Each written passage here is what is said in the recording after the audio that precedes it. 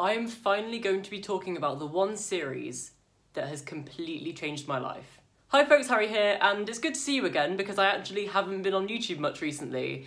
I've had so many exams, but now exams are over and I can get back to doing YouTube, and I'm really happy to be making content a lot more often. And today I will finally be doing a video that has been highly requested for a very long time, and that is ranking the Dark Tower series from worst to best. The Dark Tower is an epic dark fantasy series by Stephen King, and it is just a masterpiece. And before I get any further with this video is going to be chock full with spoilers of every single book in the series. So if you have not finished the Dark Tower series, then just click off. Click off, this video is not meant for you. But that does mean that I will barely get any views. I don't mind though, because I really want to talk about these books in depth.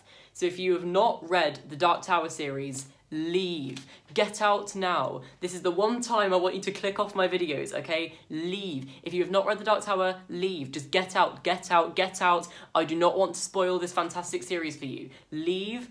Last warning, leave. Okay, so now the only people left watching this video are the people who have read the Dark Tower series all the way from start to finish. Let's dive into the midworld and rank all 8 books of the Dark Tower series. So at number 8, you're going to disagree with me because my number 8 spot goes to Wolves of the Calla. This is one of the most loved Dark Tower books, and it just really did not click with me. First of all, it's too long. It is so long, and for what reason? I don't understand. I did like the concept of this book, that the quartet have to help this village and protect them from a group of attackers. But the fact that these attackers were robots dressed like Dr. Doom, no.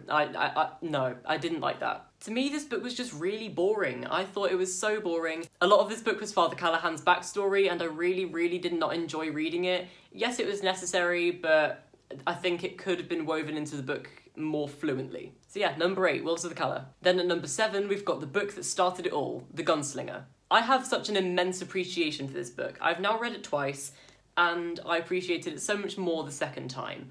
But this book is probably the weakest out of all of them. Even though it is the weakest out of all of them, I do enjoy it more than Wolves of the Calla. I thought this was a more enjoyable reading experience just because it wasn't boring. But if you're reading this book for the first time, you probably won't like it. Most people will say to Dark Tower beginners, you may not like this first book, but please carry on with the series because it gets so much better, and I'm sure that every Dark Tower fan will agree. In fact, some people think that this book is so weak that it's worth just skipping straight to Drawing of the Three before starting the series. But without this book, the Dark Tower series wouldn't exist, so it definitely has something going for it. This book has so many amazing quotes, including my favourite one, which is, "Go then, there are other worlds than these," which, if you look at my YouTube username, you'll be able to tell that I like that quote a fair bit. But also this book begins with the line, "The man in black fled across the desert and the gunslinger followed," which is also the last line of the last book in the series, which I think is just fantastic considering the ending. Another favourite quote of mine from this book is when Roland says, "I don't like people, they fuck me up."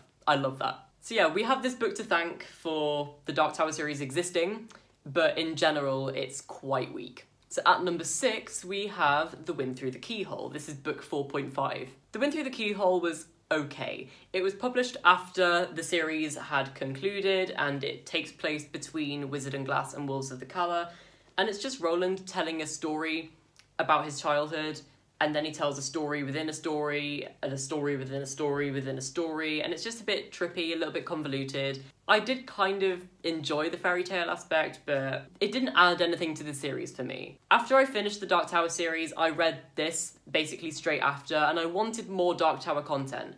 But I did not get more Dark Tower content, I just got Roland telling a story about something from his childhood. And that's not what I wanted from this book. However, what I did get from this book, I enjoyed. So can't really complain. And at number 5, we've got Wizard and Glass. By far, this is my favourite cover of the whole series. Look at that, it's beautiful. What I've seemed to notice about King fans is you either love this book or you hate this book. But for me, I think I'm at a happy medium. I have to say, I used to hate this book.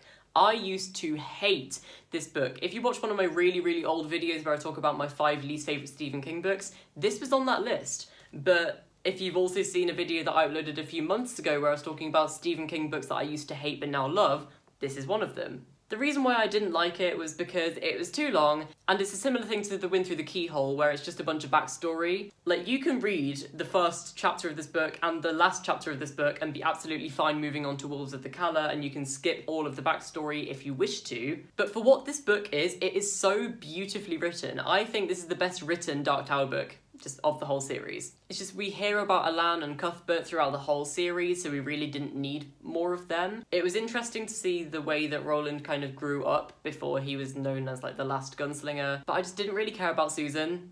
I did not care about Susan one bit. I have to say, Rhea of the Coos, however you pronounce that, Rhea, one of the best villains I've ever read. She's fantastic. I think the scene where she stuck her finger up Susan's anus was a little bit disturbing and I felt a bit disgusted. But in general, I think she was quite a well-rounded and interesting villain to read about, and I generally enjoyed this book. Even though I didn't think I enjoyed it at the time, looking back on it, I can have some appreciation for it. Okay, we're halfway through the list now. At number 4, we've got Book 6, Song of Susanna. A lot of people don't like this book, and I genuinely don't understand why. This is definitely a bridge book between Wolves of the Calla and The Dark Tower, and I can understand maybe that might turn some people off because it's not really its own standalone story. If Wolves of the Calla and the first half of this and the last half of this in The Dark Tower were put into 2 separate books, no one would care. So this book doesn't really need to exist by itself. It could have just been split into the 5th and the 7th book, and then it would have been a 6-book series. But this book had so much that I really, really enjoyed. I really loved the direction that Susanna went in when she used the power of Black 13. Of course, you've got Susanna giving birth to Dandello, and that was just crazy. But in general, I really, really liked this book. I liked the direction that Jake went in. I loved Oy, I loved Eddie, I loved Roland. I loved them all. They're brilliant. This was just 400 pages of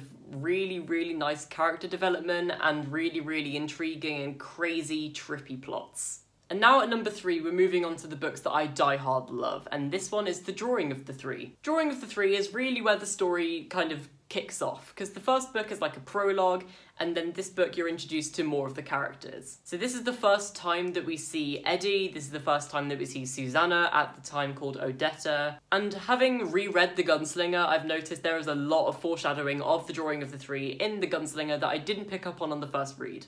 Let's say that The Gunslinger was like the readers boarding a plane, The Drawing of the Three was the plane going along the runway, and then The Wastelands was the plane finally taking off. This book walked so that the Wastelands could run. And I'm so glad that The Drawing of the Three turned out the way that it did, just because if it had went in any other direction, we wouldn't have had the masterpiece that is The Wastelands and just the rest of the series in general. And I'd say that this book is one of the most enjoyable of the entire series. I'd say it's definitely the most rereadable, maybe the second most rereadable next to the next book on this list. And I really, really enjoyed this book. I really, really loved it. Okay, so the final 2, we have got The Wastelands and we've got the finale, The Dark Tower. And most people will say that The Wastelands is their favourite Dark Tower book, but not me. At number 2 for me is The Wastelands. Can we just address how amazing The Wastelands is just as a book in general? It is amazing. Like I said with The Drawing of the Three, this is the book that really, really kicked off the Dark Tower series. This is the book where things get good. So you've got Roland saving Jake, which brings Jake back into the series, and he's one of my favourite characters. We've got development with Eddie and Susanna. There is that one scene where Susanna fucks a demon, which is a little bit strange, and then that leads the series into a strange path, especially with Song of Susanna and the finale. But I loved how trippy this was. I loved the setting of the Wastelands. And the Wastelands was inspired by that location in The Eyes of the Dragon, which I actually like a lot more than most of the books on this list. This book definitely thrived off the ideas brought up in The Eyes of the Dragon. And it's a relatively big book. It's about 600 pages, but I absolutely flew through it. And to me, this is the second best book in the entire series. We've finally made it to number 1. My favourite Dark Tower book is The Dark Tower. Now this is a big book, and I wanted it to be even bigger. To me, this is the perfect conclusion to the Dark Tower series, one that leaves you stunned and a little bit confused and just leaves you thinking so many things and asking so many questions. So of course, at the end of the series, Roland reaches the top of the tower and everything resets. His entire journey goes all the way back to the beginning, and we learn that Roland has been on this journey for a very, very long time. And every single time he reaches the top of the tower, his journey resets. And the last line of this book is "The man in black fled across the desert and the gunslinger followed," which was of course the first line of the entire series.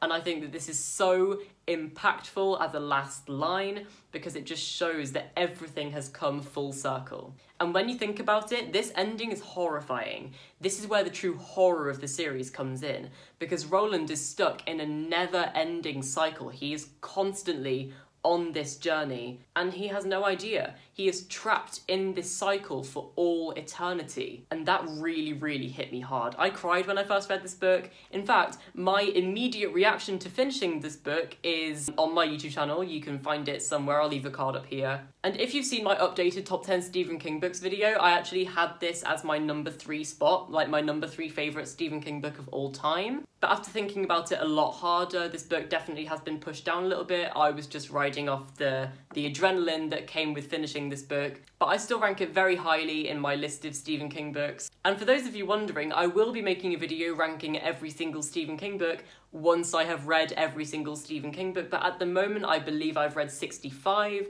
so I've got just under 20 left and then I'll make that video. But oh my god, this book, this is by far my favourite book in the series, and it's the one that's impacted me the most.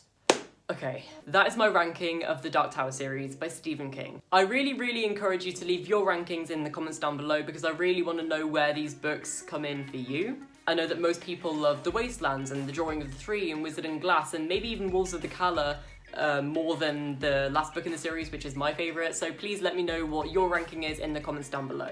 I hope you've enjoyed this video. If you did, please give it a big fat thumbs up and I will say thank you so. And if you want to see more bookish content from me, please subscribe to the channel. All of my social media links are in the description below. Long days and pleasant nights.